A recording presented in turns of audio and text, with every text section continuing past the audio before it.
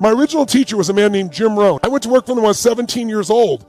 And I remember, his whole mindset, his whole approach was, for things to change, you have to change. For things to get better, you have to get better. And it's just like, wow, and I began to realize problems really are gifts.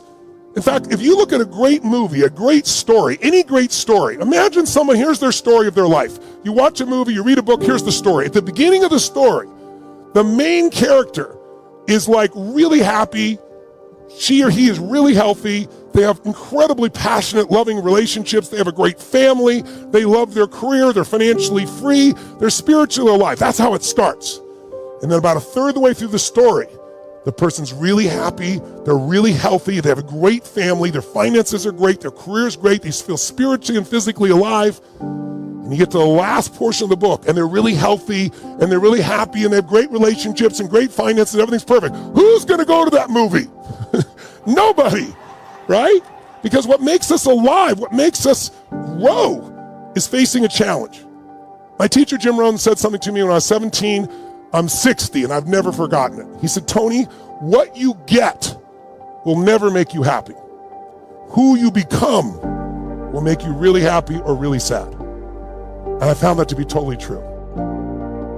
Now, the thing that happens, though, if we want to be able to really take control of our meaning is we got to pay attention to our emotions. So in your notes, write down emotions. Under emotions, in fact, you might want to write the word negative emotions. Negative emotions. Negative emotions. And then as soon as you write it down, cross it out. The word negative, anyway. What are some of your negative emotions? Tell me what they are. Fear, what else? Pardon me? Hate, what else? Anger, what else? Guilt, what else? Worry, what else? Upset, guilt, what else? Frustration. I got a question for you. Are they really negative? I'm here to tell you there's no way they're negative. Every emotion you've ever had in your life serves a purpose. The reason it's negative is you've been calling it negative instead of getting the message it's been trying to give you. Every emotion you have, including those you think of as negative, those ones you call negative emotions, I call them emotional messages. I also call them calls to action. All those negative emotions, as you used to label them, are really a call to action. Fear is a call to action. By the way, do you feel that call to action in your body when you're afraid? Yes or no? Does your adrenaline start pumping, your whole system start gearing up? Emotions are a call to action. And the call to action says one of two things has to happen in that call to action. It's a message. Every emotion is a message. A call to action. And the action and the message it's trying to give you is that you need to change either, number one, your perception of this, or number two, your current actions. Every negative emotion you've ever felt is not negative. Now, you may be overusing them, I'll agree with you. You may be indulging in them, I agree with you. You may not be getting the message from them. What's making it negative is you're not getting the message it's trying to give you. But every emotion, fear, frustration, hate, anger, guilt, all of those emotions are here to serve you if you get quick the message. But what most of us do is we just indulge in the emotion. So we never get the message, and that's why it's negative, because it starts screwing up your body, because what it is a signal to act, and you're not acting. That's why you feel sick to your stomach. You're not acting. You just keep on indulging the emotion, not hearing the message. So the message is always, you must change something. Negative emotions are saying you got to change something. Either change the way you're perceiving this, change the meaning you've linked to this, change your perception, change your focus, or change your actions. Change what you're doing because it isn't working. That's why you're having that emotion. Don't make your emotions wrong. Appreciate them. Be grateful for them, but immediately then ask yourself, hey, what's the message that my emotion's trying to give me here?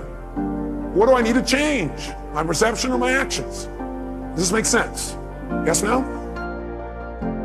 Here's the key to the good life. Learn to put everything you've got into everything you do. Whatever you are doing, pour it on.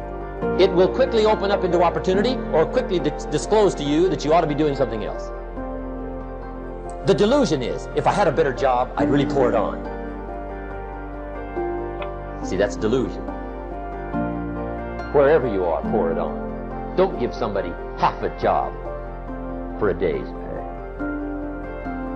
Pour it on. See, that'll help change your life. Get rid of this disease.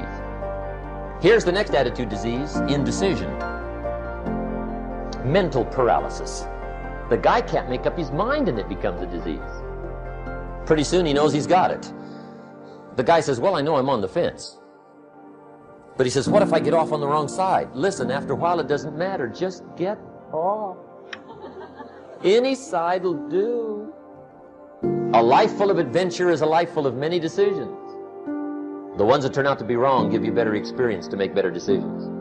So don't see how many decisions you can get out of, see how many you can get into. That's where the adventure is. So shake off this disease, indecision. The next one is doubt. Doubt's like a plague. And one of the worst is self-doubt. There are many, but that's one of the worst. The guy doubts himself. Doubts if it'll last that long for him. Doubts if he can do that well. Doubts if he can make that much. Doubts if he can accomplish all that. A chronic, excellent self-doubter. You can imagine what damage that does to your future. So here's the key. Turn this coin over and become a believer. And there's many things to believe in. One of the majors is yourself. In other words, the purpose of your goal is not to get the goal. The purpose of your goal is who you become to get that.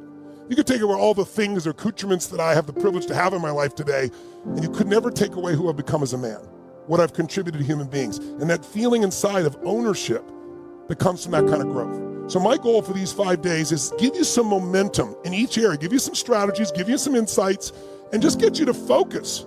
Because where focus goes, energy flows. And most people focus on what they don't want, and so they experience more of that. Turn on the news, and all you're going to hear, news people are good people, but they're a business. And guess what? People keep saying we're in an information society. Who are we kidding? The information society died a long time ago. There's too much information, true? We're drowning in information, and we're starving for wisdom. And when you turn on the news, what do you get? Nobody bad. It's just they know they got to get your attention. We're in an attention society now. They got to grab your attention. They don't inform you or educate you. Their job is to startle you. Your child may die by drinking water. Film at 11, right? They're going to attack the Capitol and destroy everything. Let's put enough troops there, more than we've had in Vietnam, Afghanistan, and Iraq all at once. These overreactions, and everybody gets engaged, and they spend time online, and they click on things because that aggravation, that fear sells. In journalism, there's a phrase, if it bleeds, it leads. So you have to divorce yourself and stand guard at the top, at your own brain, stand guard at the door of your own mind. Jim Rohn used to say to me, Tony, he said, listen to me, what happens if your best friend puts sugar in your coffee? Or see, better yet, what if your worst enemy puts sugar in your coffee? What's going to happen? I said, you have sweet coffee. He said, what if your family member, your closest friend, somebody you love, by accident, drops one drop of strychnine in your coffee? I said, you'd be dead. He goes, that's right. Life is sugar and strychnine, and watch your coffee. And you got to watch what you put in your brain, right? You got to take control of that process. This is called the timid approach to life. And my caution was always the risk. Risk used to drive me right up the wall. I used to say, what if this happens? It's called the language of the poor. What if this happens? And on top of that, if this was to happen, look at the fix I'd be in. I better not try. I could always ace myself out. Then I'll tell you what changed my whole life when I finally discovered it's all risky. The minute you were born, it got risky. If you think trying is risky, wait till they hand you the bill for not trying. If you think investing is risky, wait till you get the tab for not investing. See, it's all risky. Getting married is risky. Having children is risky. Going into business is risky. Investing your money is risky. It's all risky. I'll tell you how risky life is. You're not going to get out alive. That's risky. The Englishman says, well, if that's the way it's going to work out, let's give it a go. Right, that's what it's for. Give it a go. Somebody says, yeah, but I'm looking for safety and security. Fine, then huddle in a corner.